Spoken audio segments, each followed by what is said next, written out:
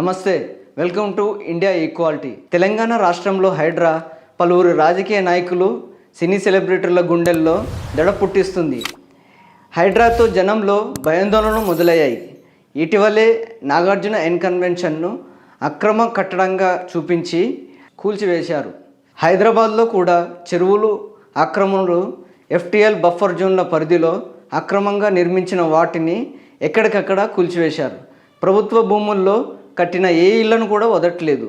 అయితే హైడ్రా కూల్చివేతల ప్రభావం రిజిస్ట్రేషన్ల శాఖపై చూపిస్తున్నట్లు తెలుస్తుంది.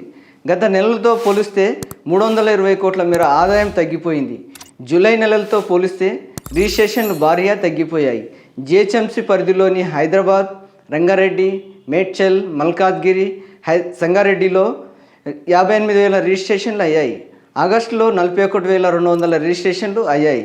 జూలైలో రిజిస్ట్రేషన్ల ద్వారా వచ్చిన ఆదాయం 1,105 కోట్లు రాగా, ఆగస్టులో 320 కోట్ల మేర ఆదాయం తగ్గి 285 కోట్లకు పడిపోయింది.